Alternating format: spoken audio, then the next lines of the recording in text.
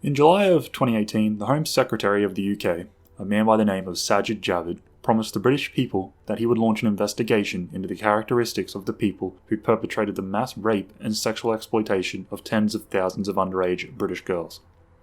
He said, "I will not let cultural or political sensitivities get in the way of understanding the problem and doing something about it."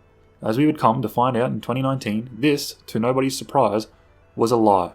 Because when the public requested access to the information gathered by the government, they were told that this information would not be released, citing the reason, it is not in the public interest. Now, why would this information not be in the public interest?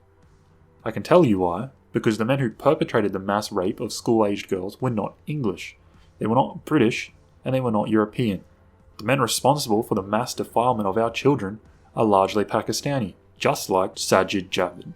When the British government declares that the release of this information is not in the public interest, they are referring to the interests of the immigrants, not the natives. This information would certainly be in the public interest if it vindicated the migrants. It would have been in the headlines for weeks. We know that if this research showed that the mass rape of our children was perpetrated by any less than 49% foreign perpetrators, then the headlines would have said more than half of grooming gangs were native men. But the headlines didn't say that, did they? The only reason this information is not being released is because it cannot be spun in any way. It categorically points out that we are being subjected to the raiding parties of a foreign race, and our girls are the plunder.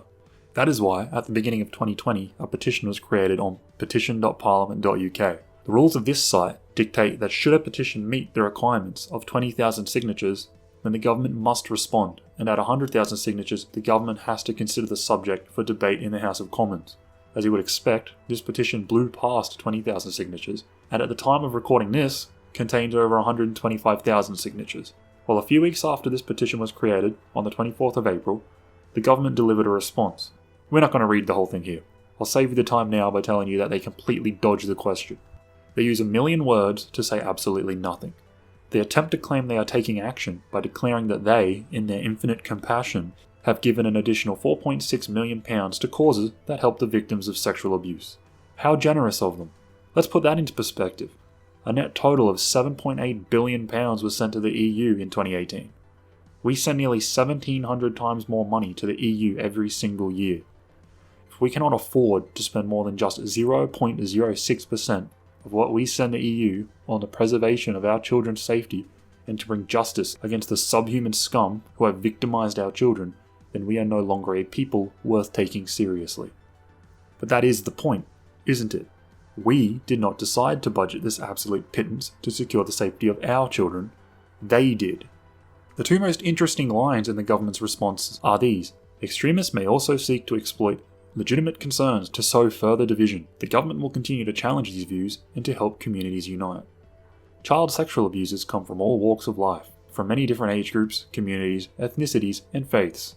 If you think more should be done about the mass rape of our children than a prison sentence for the rapist, you are the extremist they are referring to. If you notice that these rapists fit into a certain pattern, then you are an extremist. If you think that foreigners are responsible for these crimes, particularly the Pakistani community, which is not only where the rapists came from, but also where the rapists were hidden and protected from justice, then you are the extremist that they, the people that run your government, are talking about. Every age group, community, ethnicity, and faith may produce its own child sex abusers, but it was a specific demographic that groomed, raped, and prostituted our children en masse. If sowing division between the children of my nation and the community that targeted them for rape and prostitution is extreme, then I am proudly an extremist. Take a look at the faces of the perpetrators. You will notice that they are different from us. You may also notice that when I edit Sajid Javid's face into that lineup, it doesn't look so out of place, does it? Our government is now full of people like Sajid Javid. And these are the people that saw the rape of our children and decided that 0.06% of the EU's yearly budget was a satisfactory amount of money to throw at the situation in an attempt to appear like they care. Not because they do care, but because they want to retain their positions of power. Well, we saw through it. The response was deemed unacceptable and a new response was demanded. And on the 19th of May, a fortnight after the public rejected the original letter, a new response was written by Priti Patel. In this response, she claims that they will be publishing a paper on the grooming gangs at some point this year. However, she strongly warns us that it will not reveal information that damages the integrity of law enforcement operation. It is vital that when, or if, this paper is released, that we demand quality of data. They cannot be allowed to give us cop-outs like, the perpetrators were from low-income backgrounds. We must demand that we are given information regarding the perpetrators' countries of origins, their religious beliefs, and their heritage. We must not allow them to muddy the water by disguising the statistics behind situations that apply to all people in the UK. We know the rapists didn't come equally from every British demographic. For example, there are many poor native British men. These men did not go and form rape gangs. And so we can deduct that this was not caused by having a low-income background. This is very clearly an issue of either race, culture, religion, or most likely a confluence of all those factors. Priti Patel, again, takes the opportunity to tell us how generous she is, this time reminding us that the government has announced an additional $30 million in funding to take down sex offenders and safeguard victims. How magnanimous. An additional 0.38% of the EU's yearly budget being tossed to the same bureaucrats that allowed the mass rape of our children in the first place. I don't care about the money. I care about the results. I don't care if you can do it for $1 or have to spend the entirety of the EU's pocket money on solving the problem.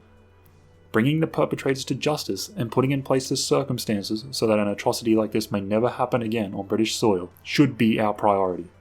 This is the message that we must push. We do not want press conferences. We do not want to fund toothless organisations, and we do not want dialogue. We want results. We want rapists executed. The bureaucrats that looked the other way to be hung, the borders closed, and the removal of the demographics responsible for the defilement of our children. As this article has surpassed the 100,000 signature requirement for this topic to be debated in the House of Commons, we must ensure that this happens, and that when it does, that it is the actual issues that are addressed. We cannot allow the debate to be whether we spend 30 million or 100 million. We must make this debate about removing the source of these rapists, by any means necessary. We must break up the foreign communities from which these rapists were spawned. We must remove these rape generators and cease the importation of rapists from these cultures and places going forward. Make sure to write or phone your local politicians and make yourself heard. The government is not going to do anything on its own. It is already made up of people who identify with the rapists and not the victims. We have to force the government to act and remove those who fail to do so. It is our responsibility to form communities and lobbies that can take back power for ourselves. If the Pakistanis are capable of unifying and protecting rapists, then we can unify to protect our children and retake the lands of our forefathers. Priti Patel, Sajid Javid, Diane Abbott, or David Lammy are not going to do it for you. Any man who can sit by as the children of his people are raped by a foreign tribe is no man at all. It is time to start working towards a brighter future. The first step in this process is awareness. There are people in the UK burning down 5G towers because they think they cause coronavirus. Imagine what could be accomplished if every man in the British Isles was aware of the crimes perpetrated against the children of his tribe. Do your part, spread awareness, demand action, collectivise against those who would do harm to your children, and retake the nation of your forefathers that they secured through sweat and blood.